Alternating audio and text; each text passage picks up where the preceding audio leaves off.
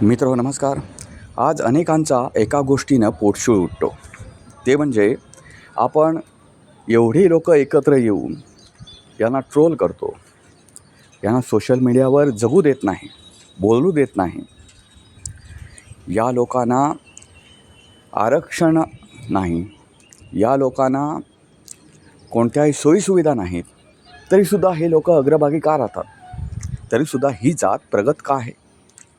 या विचारानेच अनेकांना झोप लागत नाही. आज मित्रांनो, याच गोष्टीवर मी बोलणार आहे की ज्या लोकांना टार्गेट ठेवून टार्गेट केलं जातं, ती लोकं आज प्रगतीच्या वाटेवर आहेत, प्रगती करतायत स्वतःच्या बळावर. आणि महत्त्वाचं म्हणजे सर्व जाती विरुद्ध एक जात असं चित्र असतानासुद्धा ही जात आज अग्रभागी राहते. याची कारणं काय? आणि हो, महत्त्वाचं म्हणजे एका नाण्याची ही एक पांढरी लकलकीत बाजू झाली, याच नाण्याची दुसरी काळी बाजूसुद्धा आहे, जी तुम्हाला उद्याच्या व्हिडिओत मी ऐकवणार आहे. त्यामुळे ज्यांना आज मिरच्या झोंबल्या असतील किंवा ज्यांना आज वाटत असेल की हा एकतर्फी बोलतो आहे, तर उद्या त्याची दुसरी बाजू दुसऱ्या व्हिडिओतून मी मांडणार आहे. त्यामुळे आजच चॅनलला सबस्क्राईब करायला विसरू नका. आणि आज जे बोललो तेच त्रिकालबाधी सत्य आहे, त्याच्या पलीकडे काही सत्य नाही असं समजू नका. याचीसुद्धा दुसरी बाजू एक उद्या येणार आहे. आणि महत्त्वाचं म्हणजे ज्यांच्या विरोधात मी बोलणार आहे, त्यांच्याकडूनसुद्धा या ब्राह्मण जातीला काहीतरी घेण्यासारख्या गोष्टी आहेत, ज्या त्यांनी आज घेण्याची गरज आहे. त्या कोणत्या? त्या विषयावर मी उद्या बोलणार आहे. त्यामुळे मित्रांनो, तुम्ही कोणीही असा चॅनलला सबस्क्राईब करायला विसरू नका. आणि महत्त्वाचं म्हणजे आजचा व्हिडिओ कुठंही स्किप न करता पहा. मित्रहो नमस्कार, तुम्ही पाहताय विचारमती. मित्रहो, आज जे जातीच्या विचाराने, जातीयवादी विचाराने माखलेले आहेत, त्यांचा अनेक वेळा पोटशूळ उठतो. तो एका गोष्टीमुळे की नेमकं ब्राह्मण आणि ब्राह्मणेतर हा वाद महाराष्ट्रात अनेक वर्ष सुरू आहे. आणि हा वाद सुरू असतानासुद्धा ब्राह्मणांना एकटं टाकलं जातं. त्यांना कोणी विचारित नाही, त्यांची विचारपूस कोणी करीत नाही. महत्त्वाचं म्हणजे विचारपूस तर करत नाहीच, पण त्यांना सतत टार्गेट केलं जातं. टार्गेट म्हणजे एवढं, काही कारण नसताना टार्गेट केलं जातं. तरीसुद्धा ह्या जातीतले लोक काही आपलं ऐकत नाहीत. ते पुढेच कसे जातात? या विचाराने, जातीनं माखलेल्या, जातीयवादी विचाराने बरबटलेल्या काही लोकांचा पोटशूळ उठतो. तर मित्रांनो, याची सरळ आणि अनेक कारणं आहेत की ज्या कारणांमुळे ही जात आज पुढं आहे. मित्रांनो, ते नेमकी कारणं कोणती ते आता आपण पाहूया. महत्त्वाचं म्हणजे मी हे एक सांगेन गोष्ट की ब्राह्मण आहेत ते जातीत अडकत नाहीत. म्हणजे काय? जातीत ते अडकत नाही म्हणजे काय? माझ्या म्हणण्याचा अर्थ असा आहे की समजा तुम्ही ब्राह्मणांवर चिखलफेक केलीत, तर ते कुठे जाळपोळ करत नाही, ते कुठं निषेध करत नाही. आत्ता कुठेतरी 5-10 ब्राह्मण एकत्र रस्त्यावर येतात आणि निषेधाचे फलक हातात घेऊन घोषणा देतात. एवढाच काय, तो त्यांच्यावर जे तुम्ही बोलता त्याचा केलेला हा एवढासा निषेध. बाकी तुम्हाला कुठे महाराष्ट्र पेटवलेला त्यांनी दिसणार नाही, कुठे निषेध बंदचं आवाहन केलेलं दिसणार नाही, कुठेही नाही. कारण त्यांना माहिती आहे की आज आपण कामावरून आलो घरी, उद्यासुद्धा सकाळी आपल्याला कामावर जायचं आहे. उद्या जर कामावर गेलो नाही तर आपल्याला कोणीही फुकटचं आणून देणार नाही. हा विचार त्यांच्यामध्ये ठासून भरलेला आहे. विरुद्ध बोलायचं झालं तर इतर जातींमध्ये एखाद्या जातीवर कोणीतरी बरळला, कोणीही बरळू द्या, म्हणजे अगदी त्या अमेरिकेत जरी कोणी येऊन बरळला तर त्या जातीतली लोक महाराष्ट्र बंदचं आवाहन करतात. महाराष्ट्र बंदचं आवाहन करणं पण समजू शकतो, पण ते महाराष्ट्र पेटवायलाच निघतात, जसं काय महाराष्ट्रातल्याच कोणीतरी काहीतरी केलं आहे. आणि महत्त्वाचं म्हणजे जातीवर बोलून एखाद्या जातीवर बोलून कोणतीही जात छोटी होत नाही. आणि एखाद्या जातीबद्दल चांगलं बोलून ती जात मोठी होत नाही. जात मोठी किंवा छोटी कशावर ठरतं, त्या जातीतला प्रत्येक माणूस हा विचाराने, आचारानं आणि बुद्धीनं पुढं गेलेला असला पाहिजे, तर ती जात मोठी होते. ब्राह्मण हा विचार जपतात. ब्राह्मण कधी ब्राह्मणांसाठी वेळ देत नाही. तुम्ही बघा, एक ब्राह्मणाचं तोंड एकीकडे असलं तर दुसऱ्याचं दुसरीकडे असतं, पण ते दोघेही एका मतावर ठाम असतात की आपल्याला प्रगती करायची आहे, तर आज आपण शिकलं पाहिजे, सवरलं पाहिजे. आज डॉक्टर बाबासाहेब आंबेडकर यांनी 3 कानमंत्र दिलेले होते, सगळ्या मानवजातीला दिले होते. पण आता डॉक्टर बाबासाहेब आंबेडकर हे काही ब्राह्मणांचे राहिले नाहीत. त्यांना बहुजनांनी आपलंसं करून टाकलं आहे. म्हणून मी हा शब्द वापरतो की बहुजनांसाठी त्यांनी कानमंत्र दिला होता असा. त्यांचा कानमंत्र परत एकदा सांगतो, अखंड मानवतेसाठी होता. शिका, संघर्ष करा आणि शिका, संघटित व्हा आणि संघर्ष करा. आज तुम्ही बघा ना मित्रांनो, शिका, संघटित व्हा आणि संघर्ष करा, ही 3 गोष्टी कोण पाळतं आहे? बहुजन पाळत आहेत का हो? अजिबात नाही. तर कोण पाळतं आहे? तर ते ब्राह्मण पाळत आहेत. शिकण्यासाठी जे काय गोष्टी असतील आवश्यक त्या करतायत. संघटित फक्त होत नाहीत ते, पण संघर्ष त्यांचा चालू आहे. कुठल्या ब्राह्मणेतर वाद हा आजचा नाही, पण आज अलीकडच्या काळामध्ये तो ठासून भरलेला आहे. प्रत्येकाच्या जन्माला येणारा प्रत्येक जण ब्राह्मण विरोध घेऊनच जन्माला येतो आहे. इतर कास्टमधला या ज्या गोष्टी महाराष्ट्राला दुबळ्या करणाऱ्या आहेत, त्या गोष्टी खरोखरच वाईट आहेत. पण तरीसुद्धा मी तुम्हाला सांगतो, शिका आणि संघटित व्हा या गोष्टी जर पाहिलात तुम्ही, तर ब्राह्मण आजसुद्धा शिकतो आहे आणि संघर्ष करत पुढे जातो आहे. तुम्हाला माहिती आहे, एवढ्या जातीचं ट्रोल सहन करणं साधी गोष्ट नाही, साधी गोष्ट नाही. तुम्ही बहुजन वर्गसुद्धा त्याच्यातून गेला आहे, पण त्यावेळची परिस्थिती वेगळी होती. मुठभर ब्राह्मण त्यांना ट्रोल करीत होते. आज लाखो लोक या मुठभर जातीला ट्रोल करत आहेत. नुसतं ट्रोल करत नाहीत, प्रत्येक वेळी टार्गेट करत आहेत, त्यांना संपवण्याची भाषा करत आहेत. मित्रांनो, तरीसुद्धा हा वर्ग जो आहे तो शांत आहे. तो पुढे जाण्याचा प्रयत्न करतो आणि पुढे जातो आहे सुद्धा. आज तुम्हाला आश्चर्य वाटेल, तुम्ही म्हणजे एक अलीकडचंच मी गोष्ट सांगतो. जागतिक कंपन्या म्हणजे गुगल असेल, नंतर गुगलचे वेगवेगळे फेसबुक असेल, अशा जागतिक कंपन्या म्हणजे याच नव्हे, अशा लेवलच्या ज्या जागतिक कंपन्या आहेत, त्या अनेक जागतिक कंपन्यांपैकी 9 कंपन्यांमध्ये CEO जे आहेत ते ब्राह्मण आहेत. आपल्याला माहिती नसतील. बुद्धिमान घटक बाहेर जाऊ लागला आहे. मी ब्राह्मणांनाच बुद्धिमान आहे असं मी म्हणत नाही.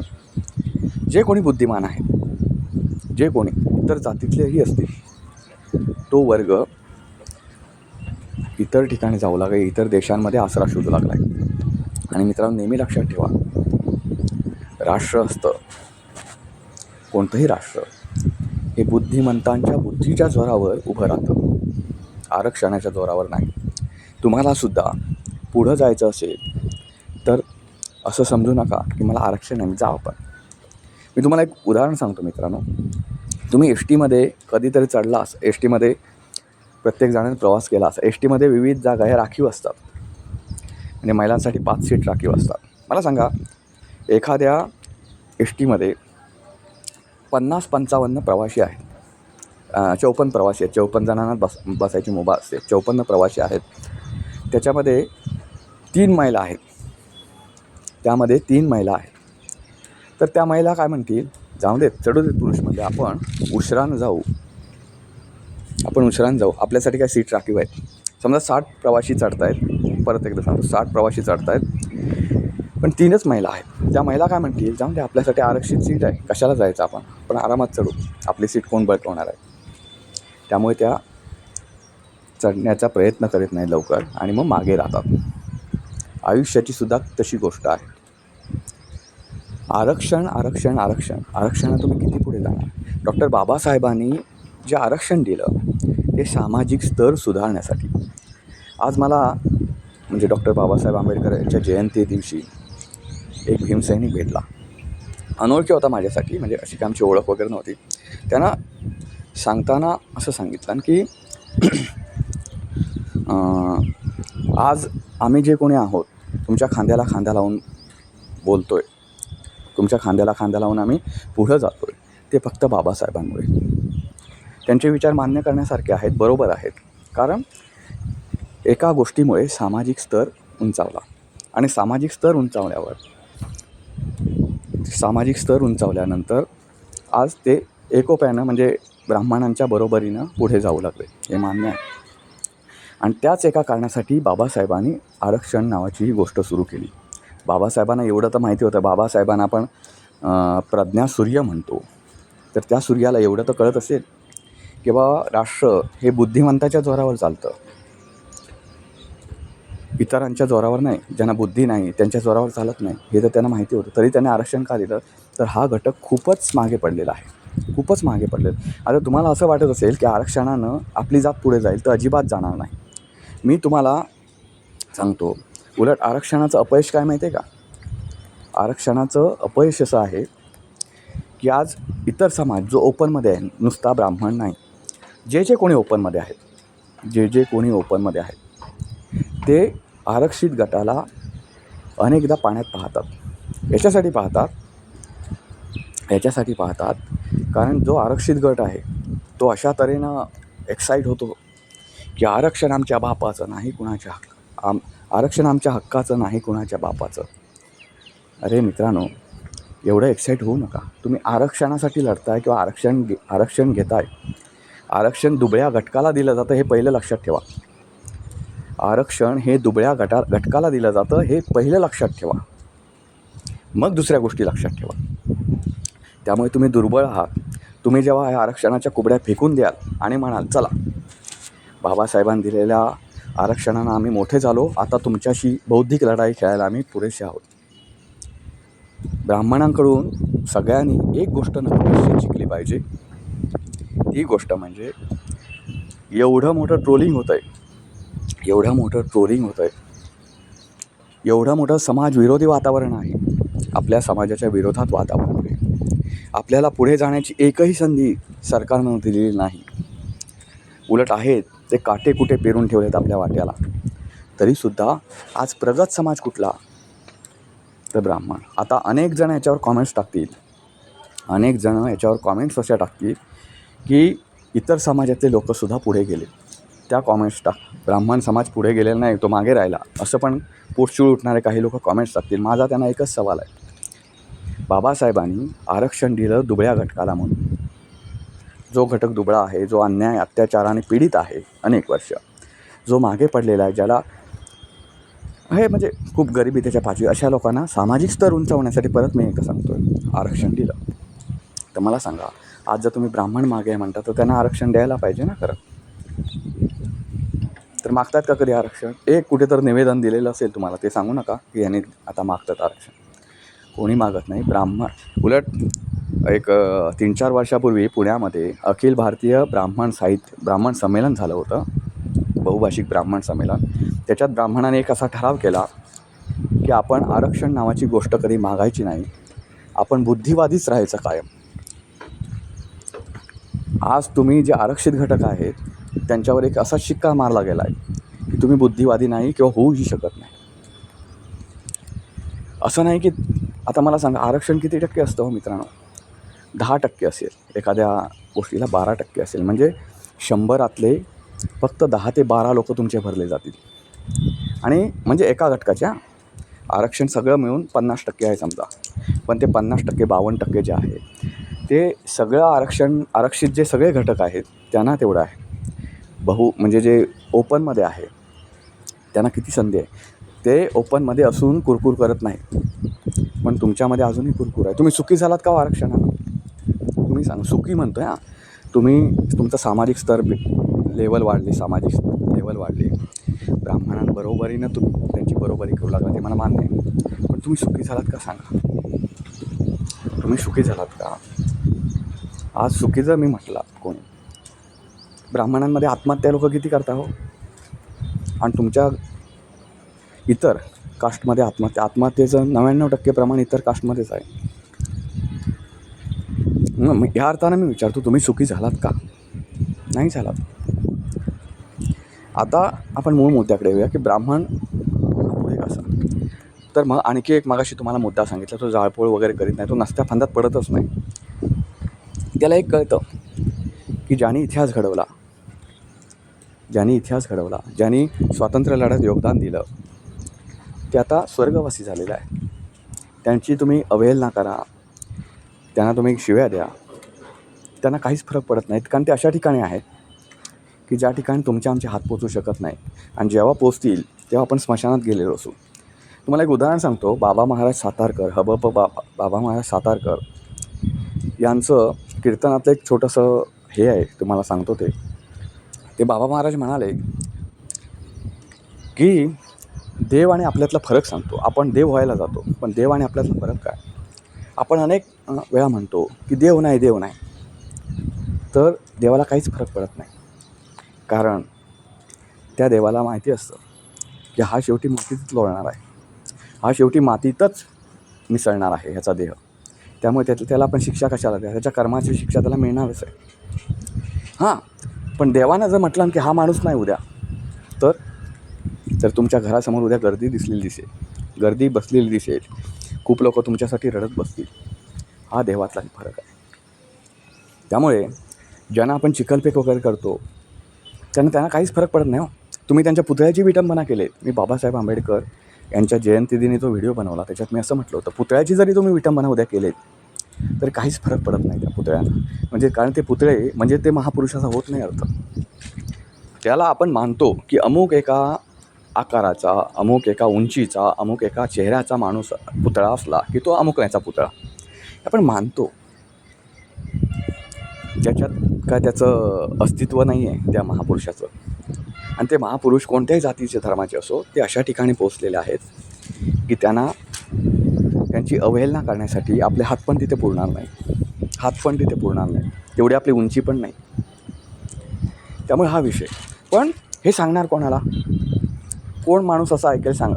हे आता मी बडबड करतो आहे आणि इथे आजपर्यंत अनेक लोकांनी अशी बडबड केली, ते किती लोक ऐकणारे आहेत.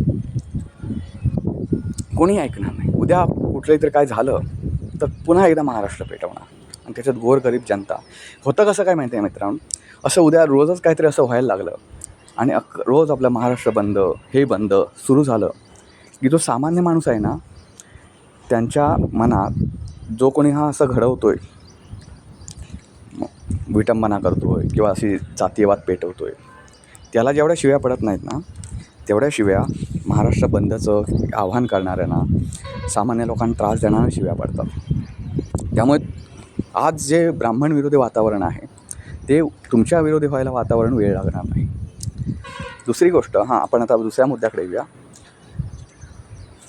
कोणतीही जयंती, पुण्यतिथी असो कुठल्याही महापुरुषाची ब्राह्मणामधल्या, त्यावेळी त्या आकांतानं पूर्ण दिवसच्या दिवस वाया घालवत नाही.